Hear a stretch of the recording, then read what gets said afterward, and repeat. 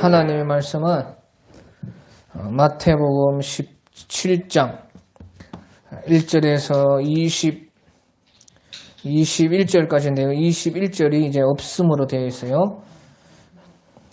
마태복음 17장 1절에서 21절까지. 21절은요, 없음으로 되어 있는데요. 거기 숫자를 보면요, 작은 글자의 제일 밑에 그 숫자에 보면 21절하고 있죠. 그 글자까지 오늘 말씀을 보겠습니다. 마태복음 17장 1절에서 21절까지 제가 한번 봉독하겠습니다. 엿새 후에 예수께서 베드로와 야고보와 그 형제 요한을 데리시고 따로 높은 산에 올라가셨더니 그들 앞에서 변형되사 그 얼굴이 해같이 빛나며 옷이 빛과 같이 휘어졌더라. 그때에 모세와 엘리야가 예수와 더불어 말하는 것이 그들에게 보이거늘 베드로가 예수께 여쭈어 이르되 주여 우리가 여기 있는 것이 좋사오니 만일 주께서 원하시면 내가 여기 초막 셋을 짓되 하나는 주님을 위하여 하나는 모세를 위하여 하나는 엘리야를 위하여 하리이다. 말할 때 호련히 빛난 구름이 그들을 덮으며 구름 속에 소리가 나서 이르시되 이는 내 사랑하는 아들이요 내 기뻐하는 자니 너희는 그의 말을 들으라 하시는지라. 제자들이 듣고 엎드려 심히 두려워하니 예수께서 나와 그들에게 손을 대시며 이르시되 일어나라 두려워하지 말라 하시니 제자들이 눈을 들고 보매 오직 예수 외에는 아무도 보이지 아니하더라. 그들이 산에서 내려올 때에 예수께서 명하여 이르시되 인자가 죽은 자 가운데서 살아나기 전에는 본 것을 아무에게도 이르지 말라 하시니 제자들이 물어 이르되 그러면 어찌하여 서기관들이 엘리야가 먼저 와야 하리라 하나이까. 예수께서 대답하여 이르시되 엘리야가 과연 먼저 와서 모든 일을 해보하리라. 내가 너희에게 말하노니 엘리야가 이미 왔으되 사람이 알지 못하고 임의로 대우하였도다. 인자도 이와 같이 그들에게 고난을 받으리라 하시니 그제서야 제자들이 예수께서 말씀하신 것이 세례 요한인 줄을 깨달으니라. 그들이 우리에게 이름에 한 사람이 예수께 와서 꿇어 엎드려 이르되 주여 내 아들을 불쌍히 여기소서. 그가 간질로 심히 고생하여 자주 불에도 넘어지며 물에도 넘어지는지라. 내가 주의 제자들에게 데리고 왔으나 능히 고치지 못하더이다. 예수께서 대답하여 이르시되 믿음이 없고 패역한 세대여 내가 얼마나 너희와 함께 있으며 얼마나 너희에게 참으리요. 그를 이리로 데려오라 하시니라. 이에 예수께서 꾸짖으시니 귀신이 나가고 아이가 그때부터 나으니라. 이때에 제자들이 조용히 예수께 나와 이르되 우리는 어찌하여 쫓아내지 못하였나이까. 이르시되 너희 믿음이 작은 까닭이니라. 진실로 너희에게 이르노니 만일 너희에게 믿음이 겨자씨 한 알만큼만 있어도 이 산을 명하여 여기서 저기로 옮겨지리라 하면 옮겨질 것이요 또 너희가 못할 것이 없으리라. 21절요. 기도와 금식이 아니면 이런 유가 나가지 아니하느니라. 그렇게 해서 다른 어떤 사본에는 그렇게 되어 있다. 그렇게 말씀을 하고 있습니다. 그래서 이제 여기 어떤 사본이라는 것은요, 성경은요, 옛날에 손으로 다 베껴 쓰다 보니까요, 어떤 데는 있는 것이 있고 어떤 데는 또 없기도 하고, 또 글자가 또 잘못된 것도 있고, 또 잘못해서 더한 것도 있고, 그렇게 조금 차이가 있는 그런 그 사본이 있습니다. 베껴 쓴 것이라 하는 것이 사본인데요. 그래서 어떤 사본에는 이제 21절이 있다는 것이에요. 또 하지만 이제 어떤 사본에는 21절이 없고, 그래서 이제 참고적으로 21절을 없음으로 해놓고요. 거기에 숫자를 달고 밑에 어떤 사본에는 하면서요. 기도와 금식이 아니면 이런 유가 나가지 아니하느니라가 있다 하는 것이에요. 그래서요, 이제 사본이 여러 개가 있는데요. 사본들이 다 사실은요, 거의 다 똑같습니다. 그런데 어떤 이 조그만한 그런 부분에서요, 이렇게 차이가 있기도 하다 하는 것이에요. 그래서요, 그것을 우리가 참고해서 이제, 보면은 우리가 더 좋기 때문에 그렇게 일부러 그렇게 해놨다 하는 것이에요. 자, 그래서 오늘 이제 17장 1절 2절을 보면요. 엿새 후에 예수께서 베드로와 야고보와 그의 형제 요한을 데리고 따로 높은 산에 올라가셨더니 그들 앞에서 변형되사 그 얼굴이 해같이 빛나며 옷이 빛과 같이 휘어졌더라. 예, 그래서요.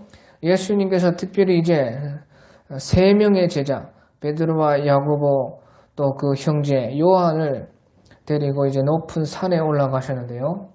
그때 예수님께서요. 그들 앞에서요. 변형이 되었다는 것이에요.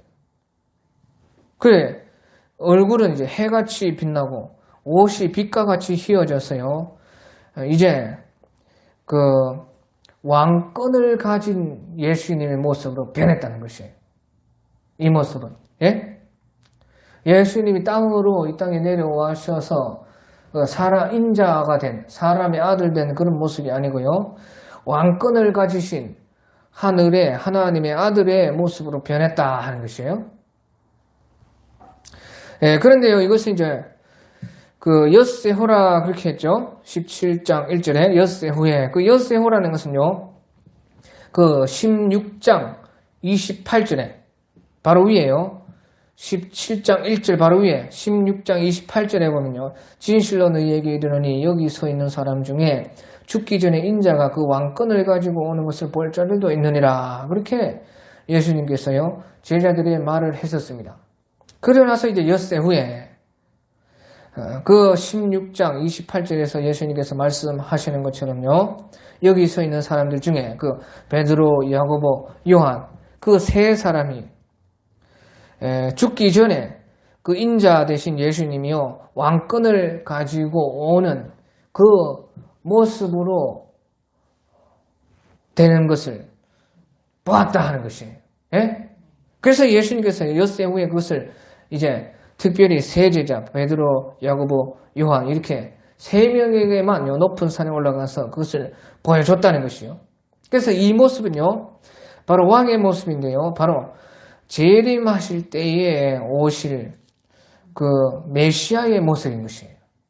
재림할 때 예수님의 모습이 이렇게 오신다 그 말이에요. 예? 예. 그렇게 해서요. 얼굴이 해같이 빛나고 옷이 빛과 같이 휘어졌다 그 말이에요.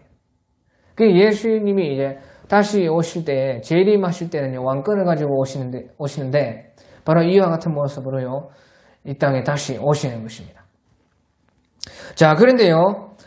그 예수님께서 특별히 베드로와 야고보, 요한 이 세 사람만 딱 데리고 올라갔어요. 예, 그 말은 무슨 말이냐?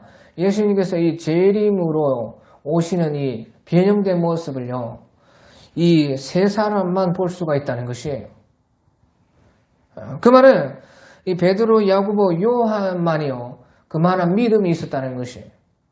다른 제자가 이제 있었지만 그 제자들은 그 예수님의 재림의 모습을 볼 만한 그런 믿음에 이르지 못했다는 것이에요.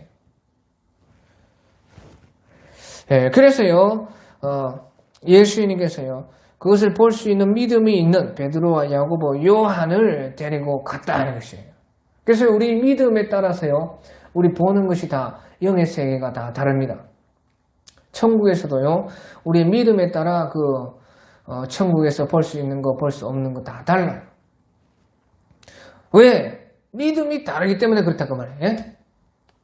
그 예수님의 제자가 12제자인데도 그 중에 세 제자, 베드로, 야고보, 요한만이 볼 수가 있다고 말해요. 그러니까 그 세 사람만 예수님께서 데리고 가셔서요, 따로 높은 산에 가셨다 하는 것이에요.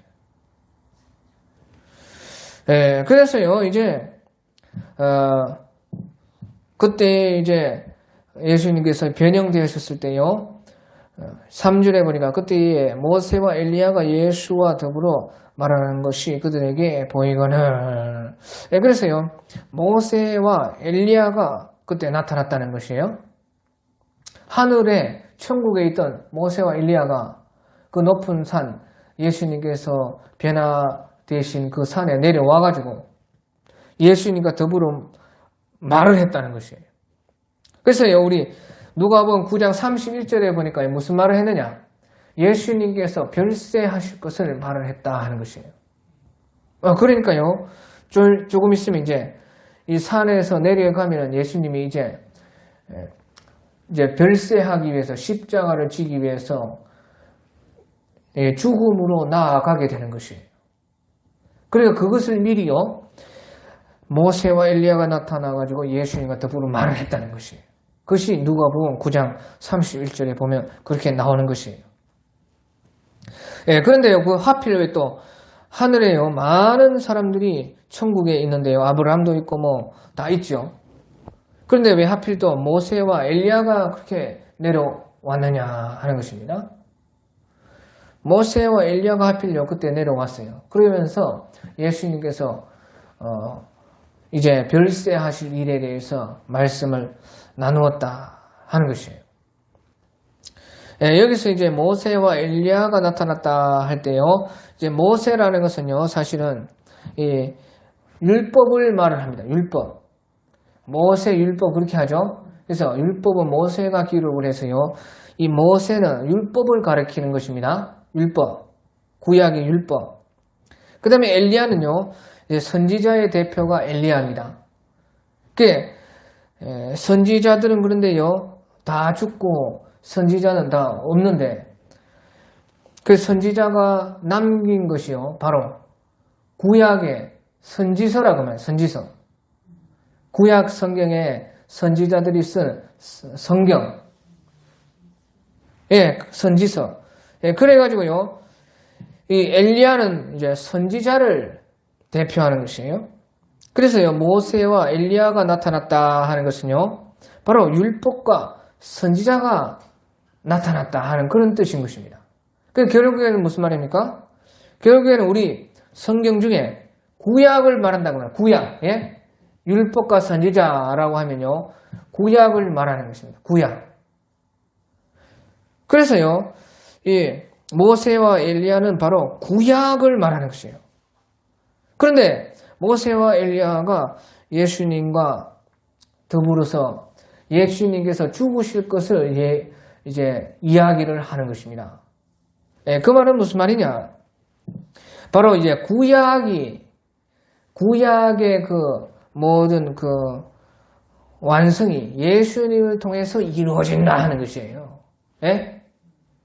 그것을 여기에서 말을 해주는 것입니다. 구약이, 율법과 선지자가, 모세와 엘리야가 바로 예수님을 통해서 완전하게 이루어지는데요, 그때 예수님께서 별세하실 것을 말씀했다 하는 것은요, 예수님이 죽으심으로 말미암아 모든 구약이 완성이 되고 구속사역이 완성이 된다 하는 그런 뜻인 것이에요. 무슨 말인지 알겠죠? 그러니까 이제 예수님께서 죽으심으로 말미암아 구약 전체가 이루어진다는 말은요, 구속사역이 완성이 된다 그 말이에요. 구속사역. 그럼 신약은 무엇이에요? 신약은 왜 또 있어요? 구속사역이 다 완성이 되는 것이요, 예수님의 죽음으로 말미암아 구약 전체가 다 예언이 이루어지고 구약이 다 완성이 되고, 그 말은 이제 구원 사역이 다, 하나님의 구원 사역이 예수님의 죽음을 통해서 다 이루어진다고 말이에요. 그럼 신약은 또 뭡니까? 신약은요, 구원받은 사람들이 바로 그 예수님을, 재림하실 예수님을 기다리는 것이 바로 신약인 것입니다. 그래서 신약의 핵심 약속은, 신약이라고 하잖아요. 그래서 신약의 핵심 약속은 무엇이냐? 바로 예수님이 다시 재림에 오실 것이라 하는, 그것이 바로 신약의 제일 큰 약속인 것입니다. 그래서요, 신약은 무엇이냐? 구약을 통해서요, 구원이 다 이루어졌다 그 말이에요. 예수님이 죽으심으로 구약이 다, 구원 사역이 다 이루어졌다는 것이에요. 그 신약은 뭐예요? 신약은 구원 받았으니까 구원 받은 사람들이요, 받은 구원을 가지고 재림에 오실 예수님을 기다리는 것이 곧 신약이다 그 말이에요. 그래서요, 모세와 엘리야가 나타나서 누가복음 9장 31절에 보면 예수님께서 죽으실 일에 대해서 이야기를 했다 하는 것이에요. 그런데요, 그런 것도 이제 제자들은 알기가 그때 알 수가 없으니까요. 그런 것을 모르니까요. 4절에 보니까 베드로가 예수께 여쭈어 이르되 주여 우리가 여기 있는 것이 좋사오니 만일 주께서 원하시면 내가 여기서 초막 셋을 짓되 하나는 주님을 위하여 하나는 모세를 위하여 하나는 엘리야를 위하여 하리이다. 그렇게 베드로는요. 초막 셋을 짓고 여기서 그냥 다 같이 살자 그렇게 했다는 것이에요. 예, 그 말은 무슨 뜻이냐? 베드로가 그렇게 말을 했다는 것은요. 자기가 알지 못해서 그렇게 말을 했는데요. 예, 자기는 그렇게 알지 못해서 말을 했지만 베드로의 이 말은 무슨 말이냐? 구약에 영원히 그냥 살자 그런 뜻인 것이에요. 구약에, 예? 구약에 계속 살자 그 뜻이라고요. 그러니까 베드로는 그것을 알지도 모르고 그렇게 말을 한 것이에요. 구약에 계속 살자. 하지만 이제 예수님 보십시오.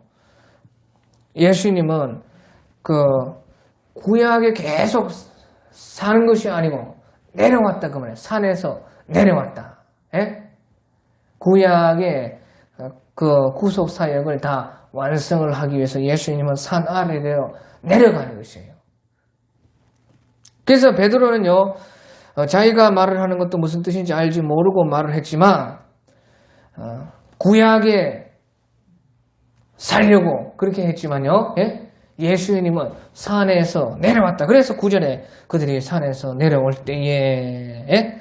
예수께서 명하여 이르시되 인자가 죽은 자 가운데 살아나기 전에는 본 것을 아무 이로 이르지 말라 하시니, 예, 예수님께서는 먼저 죽으셔야 된다는 것이 죽고 나서 죽어야지 구원 사역이 다 구속 사역이 다 이루어지고 그 후에야 예수님의 재림을 다시 바라볼 수가 있다는 거죠. 그러니까 인자가 죽은 자 가운데서 살아나기 전에는 본 것을 아무에게도 이르지 말라. 예. 구원 사역을 다 완성을 시켜야지만 구원 사역을 다 이루고 난 후에야 그것을 다 말을 해라 하는 것이에요.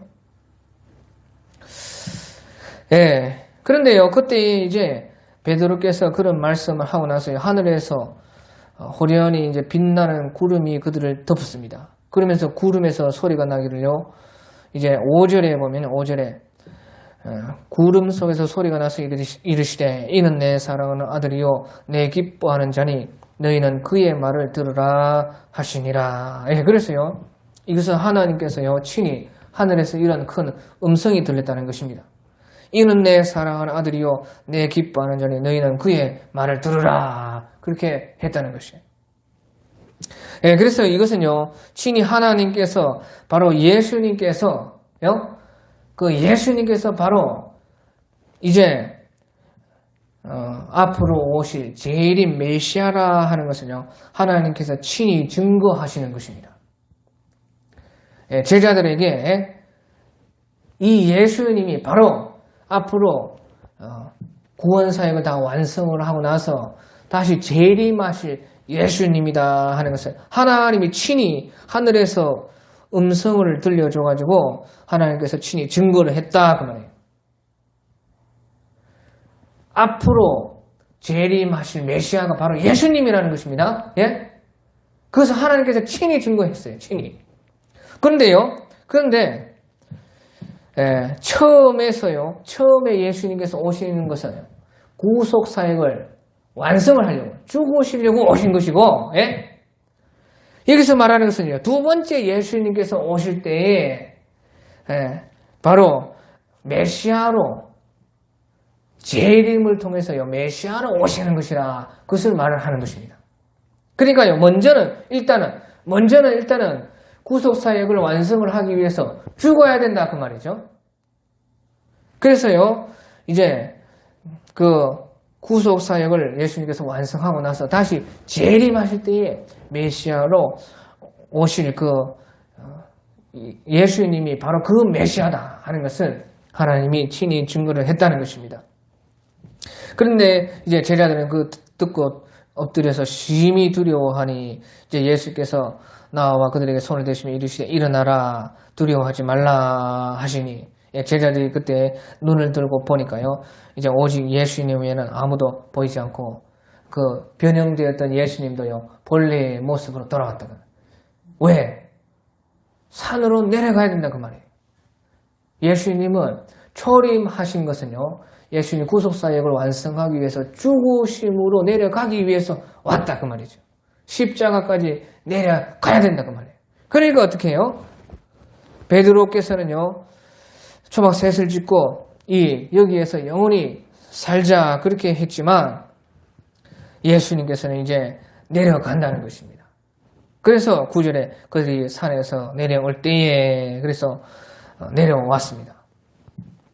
예, 그런데요, 이제 제자들에게 어떤 물음이 하나 있었습니다. 그 당시에는요, 그 시대 자체가요, 오늘 우리 시대처럼요, 그때는 이 메시아가 오겠다 하는요, 그런 그 시대상이 그렇게 되어 있었던 시대인 것입니다. 그러니까요, 누가 봐도 이런 때는 메시아가 오지 않겠느냐 하는 그런 시대에 이 신약 백성들이 살고 있었어요. 그러니까 진짜로 예수님께서 오셨는데요. 예수님께서 이제 메시아로 오셨지만요. 재림의 왕권을 가진 메시아가 아니고요. 처음에는 예수님이 초림으로 해서 이제 구속사역을 완성하기 위해서요. 십자가까지 낮아지기 위해서 오신 것이에요. 그래서 예수님께서 오시긴 오셨습니다. 그런데 초림으로 예수님이 오셨을 때다 하는 것이에요. 그러니까요, 사람들이요, 그 메시아에 대해서 관심이 많은 그런 때인 것이에요. 누구든지요, 이런 시대에는 메시아가 와야 되겠다. 그런 이야기가 돌고, 요새 우리도 그렇지 않아요? 세상이 말세다. 그런 소리 하잖아요. 다. 안 믿는 사람들도 가보십시오. 세상에 이거 말세다. 그런 말을 안 믿는 사람들도 하고 있어요. 여기 예수님 당시에 이스라엘도 바로 그런 시대였습니다. 그러니까 여러 가지요, 말이 돌고 있었던 때예요. 그래서 제자들도요, 이제 서기관들이 하는 이야기를 들었는데요. 10절에 보니까 제자들이 물어 이르되 그러면 어찌하여 서기관들이 엘리야가 먼저 와야 하리라 하나이까. 예. 그러니까 그 당시가 지금 메시아가 와야 된다 하는 그런 풍조가 가득한 세상이었는데 서기관들이요. 그 메시아가 오기 전에는 엘리야가 먼저 오리라 하는 그런 말씀이 있다고 사람들에게 말을 했다는 것입니다. 그래서 제자들도 그 소리를 이제 들었어요. 이것은 이제 말라기에 있는 말씀입니다. 말라기에 그런 말이 있습니다. 그래서요, 예수님에게요, 제자들이 그것을 물었던 것입니다. 그래서요, 엘리야가 먼저 와야 하는 것 아닙니까? 그렇게 하니까요, 이제 11절에 예수님께서 대답하여 이르시되 엘리야가 과연 먼저 와서 모든 일을 회복하리라. 그렇게 예수님이 대답을 하신 것이에요. 엘리야가 과연 먼저 와서 모든 일을 회복하리라 그랬다는 것이에요. 자, 그러면 보시죠. 예수님께서 엘리야가 과연 먼저 와서 모든 일을 회복하리라 그렇게 했으면 엘리야가 왔다는 말입니까? 안 왔다는 말입니까? 예? 엘리야가 과연 먼저 와서 모든 일을 회복하리라 했으면 왔다는 소리예요? 안 왔다는 소리예요? 안 왔다는 소리, 안 왔다는 소리. 예? 엘리야가 안 왔다는 것입니다. 예? 여기서요, 그 헬라어도 정확하게 미래를 말하고 있습니다. 아포카타스테세이 하는 것은요, 이제 회복할 것이라 하는 뜻이에요. 그 엘리야가 안 왔다는 것이에요. 예, 그래서요, 이 말은 무슨 말이냐? 예수님께서 이때는 지금 초림에서 예수님이 왔다는 것이에요. 그런데 예수님이 다시 재림하실 것이기 때문에 재림하시기 전에 엘리야가 과연 와가지고 모든 일을 회복할 것이라 하는 것을 말하는 것입니다. 재림 전에도 엘리야가 재림 전에 예수님 재림 전에 엘리야가 와야 된다는 것이에요. 무슨 말인지 알겠죠? 그래서 우리가 요한계시록 11장에 보면 두 증인이 나오는 것입니다. 두 증인. 두 증인 중에 한 사람이요. 바로 엘리야와 같은 사람이 있는 것이에요. 예? 그래. 두 선지자, 두 증인 가운데 한 사람은 모세와 같은 그런 사람이고 한 사람은요. 엘리야와 같은 사람이요. 바로 계시록 11장에 나오고 있는 것이에요. 바로 재림 3년 반 전에 그 두 증인 가운데 바로 그 한 사람이 이 엘리야와 같은 사람이 오는 것입니다. 그래서 오는 것이에요. 예, 그런데요, 엘리야가 오는 것이 아니고요, 엘리야의 심정을 가진 사람이 오는 것입니다. 무슨 말인지 알겠죠?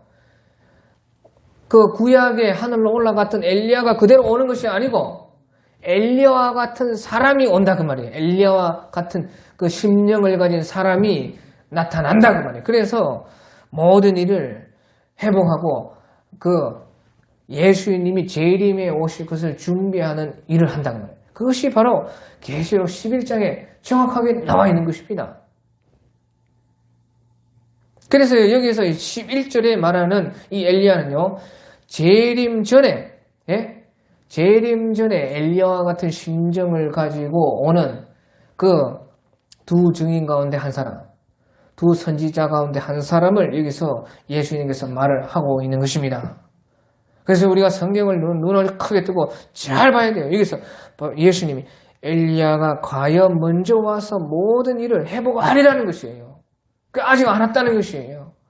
그 말은 예수님이 초림하셨지만 재림하실 때에 이제 모든 하늘의 왕권을 가지고 이 땅에 심판하기 위해서 오시는데요.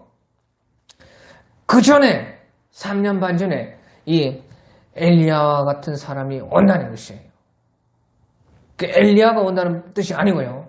그것은 우리가 어떻게 알 수 있어요? 엘리야가 친히 하늘의 승천한 엘리야가 다시 땅으로 내려온다는 말이 아닙니다. 그것은 바로 우리가 초림 때에 왔던 그 엘리야를 통해서 우리가 알 수가 있는 것입니다. 초림 때도 또 엘리야가 온 것이에요. 네? 초림 때도 예수님이 오시기 전에 6개월 전에 엘리야가 왔다 그 말이에요. 그러니까 그때 진짜 엘리야가 왔습니까? 아니면 엘리야의 심정을 가진 사람이 왔습니까? 엘리야의 심정을 가진 바로 세례 요한이 왔다 그 말이죠. 그러니까 엘리야가 아니다 그 말이에요. 말라기에서 엘리야가 오리라 했던 것이 엘리야를 말하는 것이 아니고 엘리야의 심정을 가진 사람이라고 성경에서도 세례 요한을 가리켜서 그는 엘리야의 심령을 가진 사람이라 그렇게 성경에서도 말을 하고 있습니다. 그래서 재림 때도 마찬가지라는 것입니다. 재림 때도 엘리야가 오는데요. 그 엘리야가 진짜 하늘에서 내려오는 엘리야가 아니고 엘리야의 심정을 가진 사람이 먼저 온다고 말해요. 그것이 계시록 11장의 두 증인 가운데 한 사람인 것입니다. 그런데요, 12절에 보시죠. 12절에 예수님께서요, 내가 너희에게 말하노니 엘리야가 이미 왔으되 사람들이 알지 못하고 임의로 대하였도다. 그래서 엘리야가 그러면 왔다는 소리입니까? 안 왔다는 소리입니까? 엘리야가 이미 왔으되 사람이 알지 못하고 임의로 대화했도다. 그 엘리야가 왔다는 소리야, 안 왔다는 소리예요? 왔다는 소리잖아요. 이미 왔다니까요. 왔다. 그래, 엘리야가 이미 왔다는 것입니다. 그러니까요, 보시죠.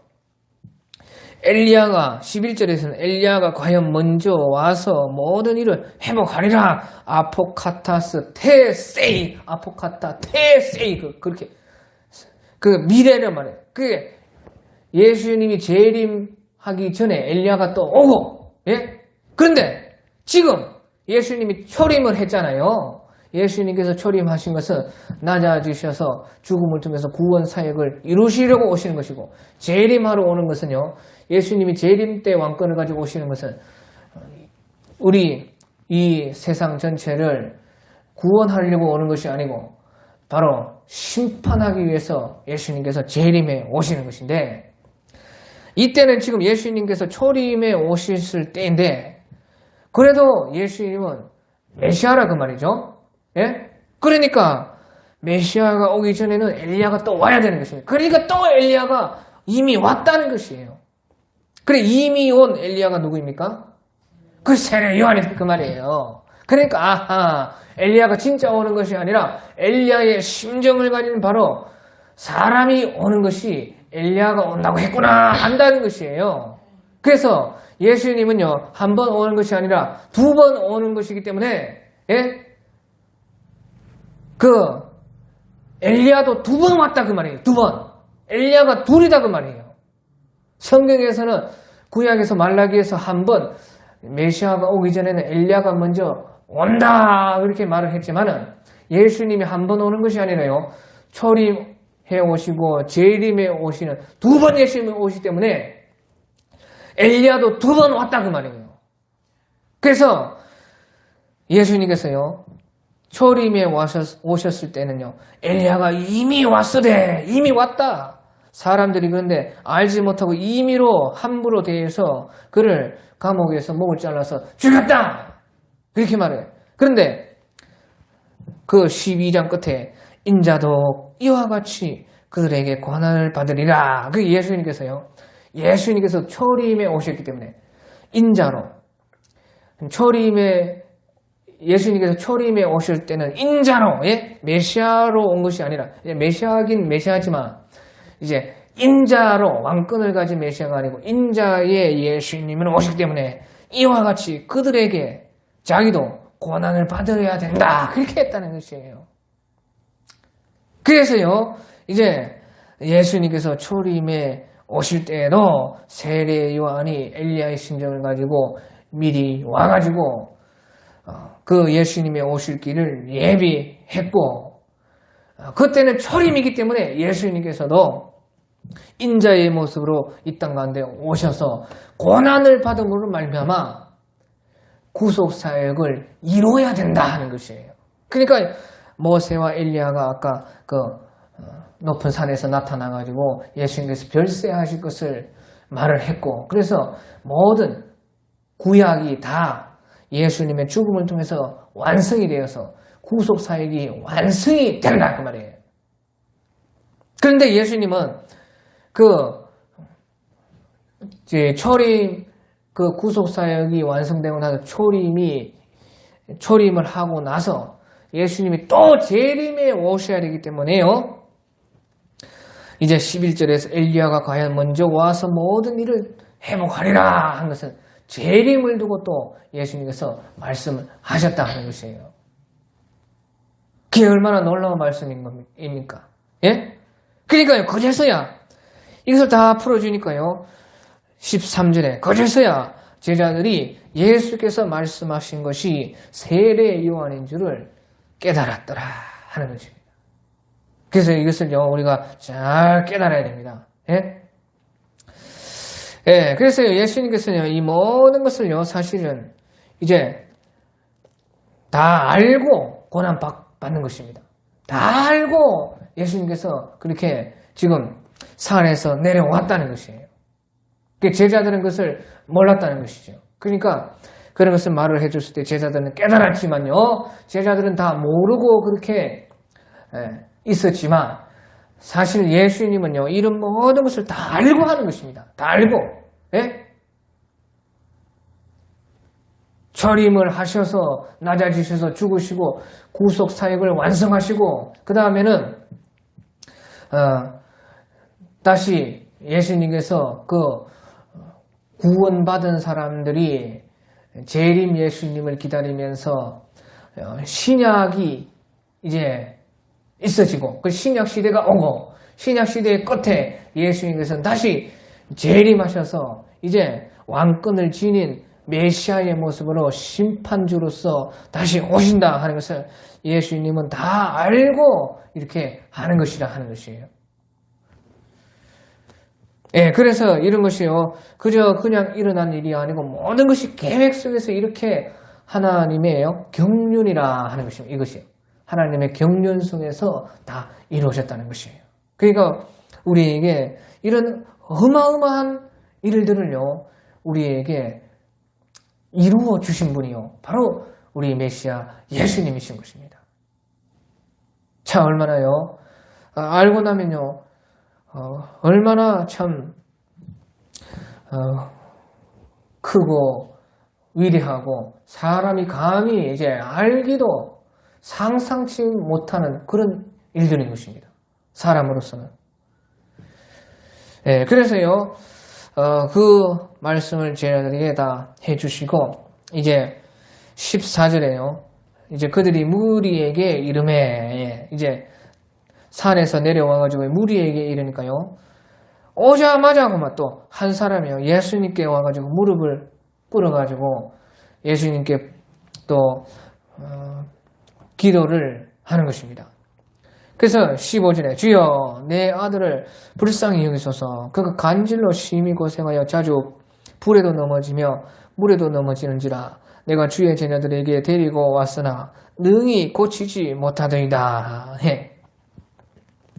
그러니까 뭐 산에서 내려오자마자 땅에 있는 그 무리의 사람들은요, 보십시오. 오자마자 예수님께 달려가가지고요, 그 자기들의 일들을요, 예수님께 부탁을 했다 하는 것이에요. 그게 이 말이 무슨 말이에요? 예? 지금요, 방금 전까지 산 위에서는요, 어떤 일이 있었습니까?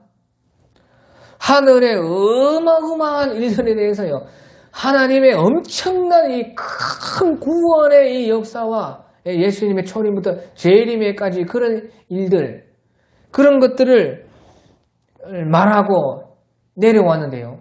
내려오자마자요, 그 무리들은요, 너무나 거기에서 생각이요, 멀다는 것이에요. 예? 땅에 있는 사람들은요, 땅의 것만 생각하고 산다 그 말이죠. 예? 방금 전까지 하늘에서의 어마어마한 하나님의 큰 구원의 역사, 예수님의 초림의 일, 그런 의미에서 이제 하나님의 구약이 이루어지고 그 말씀하신 그대로 엘리야가 초림 때에 와가지고 세례 요한이 있었고, 또 예수님의 재림 전에도 또 엘리야가 올 것이고, 예수님이 마침내 재림하셔서 심판주로서 그 모든 세상의 왕권을 가지고 내려오신다는 이런 어마어마한 일들에 대해서 지금 이야기하고 내려왔는데, 내려오자마자 막 땅에 있는 사람들은요, 땅의 것밖에 안 찾아요. 그러니까 이거 보시죠. 하늘에서 사는 사람과 땅에서 사는 사람이 얼마나 다르냐 그 말이에요. 신앙도 이렇게 하늘과 땅 차이인 것이에요. 예? 무슨 말인지 알겠습니까? 그래서요, 그 땅에 있는 무리들은요, 예수님 오자마자 막 땅의 끝으로 가지고요, 중리 산이 많이 내 아이가 지금 불 속에 들어가니 많이 귀신이 막 어쩌니 저쩌니 그러고 있다는 것이에요.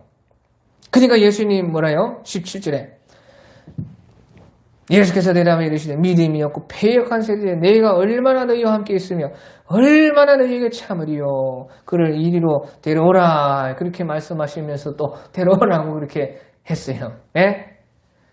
얼마나요? 땅에 있는 사람들이요, 아직 땅의 것만 생각해. 땅의 것. 땅의 것 가지고요, 중리산이 하면서, 예? 그거 해주라고 막 예수님의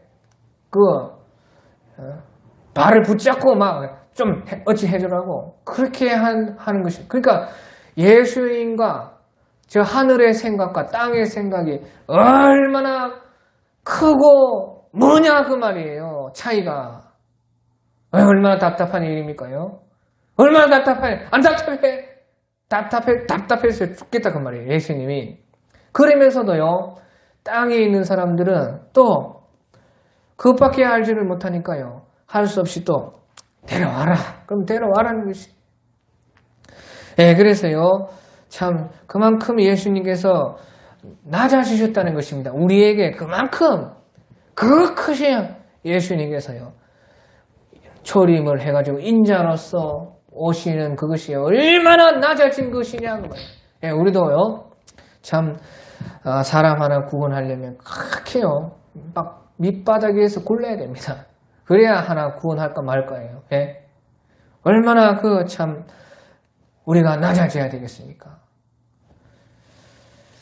그러니까 한편으로는 또 얼마나 이 참 믿음의 세계 안에서도 이렇게 큰 차이가 있어요. 그러니까 신앙이 큰 사람과 신앙이 땅의 것만 바라보는 사람들의 그 참 차이가 얼마나 큰지 우리는 알아야 될 것입니다.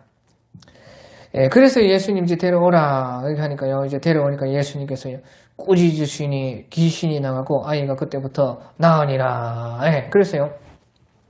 예, 귀신은 이제 달래면 안 되고요. 귀신은 항상 쫓아냈고 꾸짖어야 돼요. 알겠죠?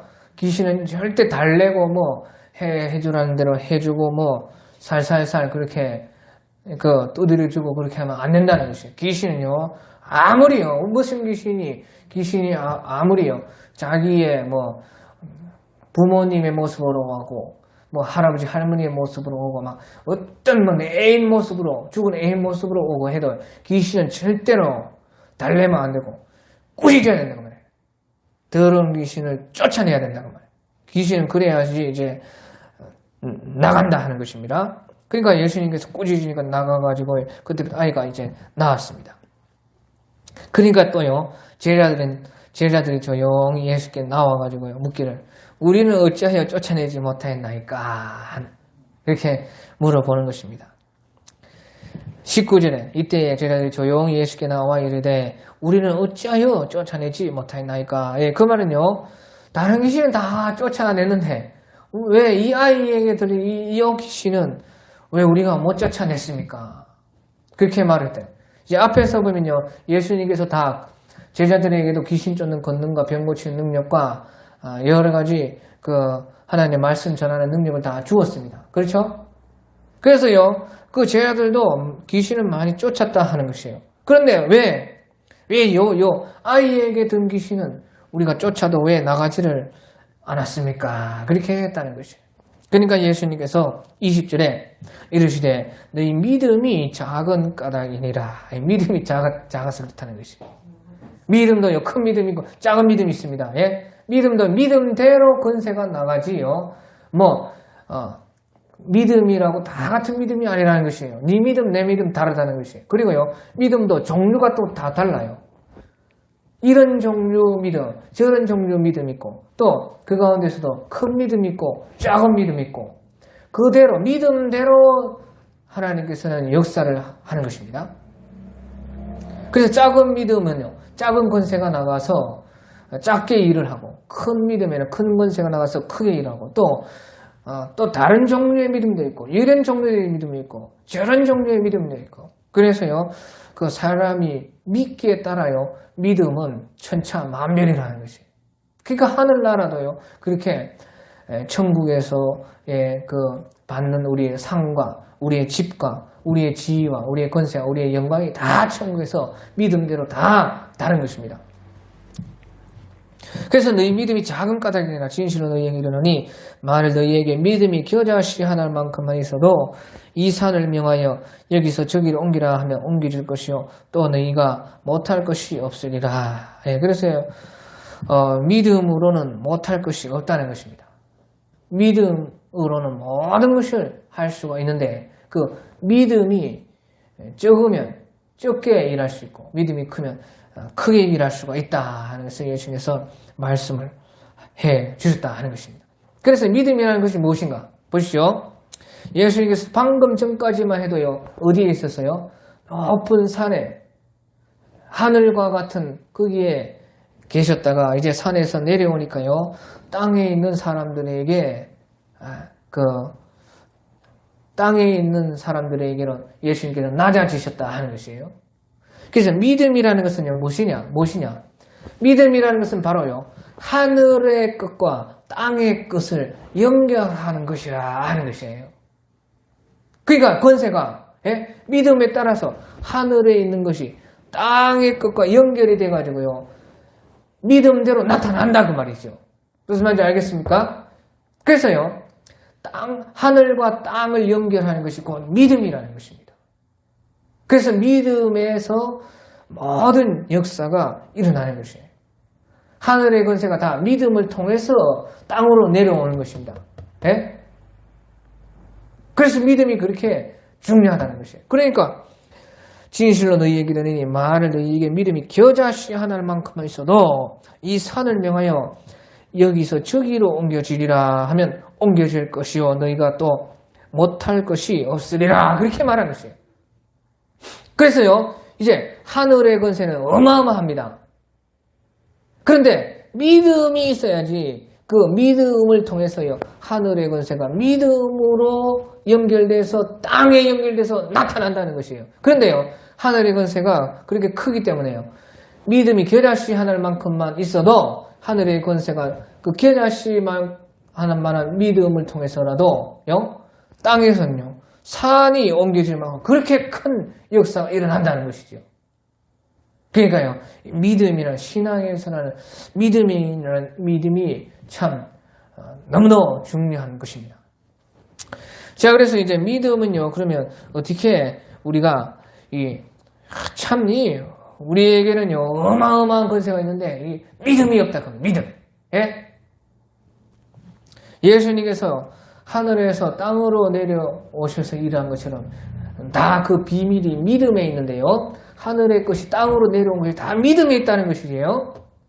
그래서 땅과 하늘이 믿음을 통해서 연결이 되는데 그래서 이 믿음이 그렇게 중요한데 이 믿음은 바로 어떻게 해서 우리가 이 믿음이 커지게 될 수가 있느냐 믿음이 자랄 수가 있느냐 그것이 곧 이제 21절인 것입니다.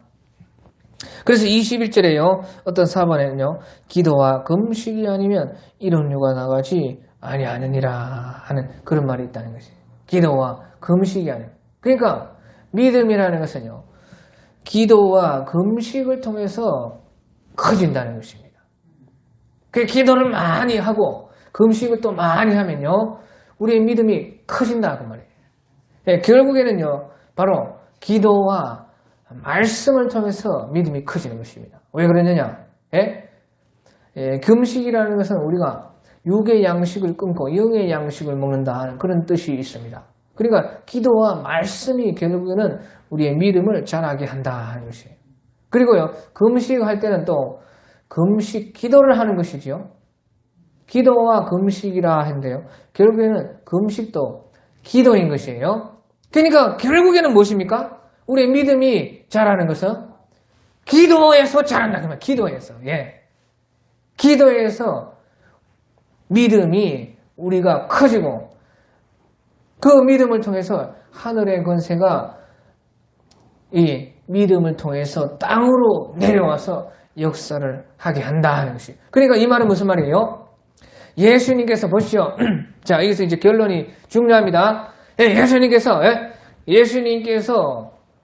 하늘에서 초림을 해가지고요 땅에 내려와가지고요 구속사역을 다 이루었기 때문에 구약은 이게 다 이루어졌고 신약은 그 구속사역을 받아서 구속받은 사람들이 구원받은 사람들이 재림하실 예수님 그 권능의 역사와 크신 왕권을 가지고 내려오시는 예수님을 기다리고 사모하고 그 심판을 준비하는 것이 우리의 신앙생활인데 보십시오.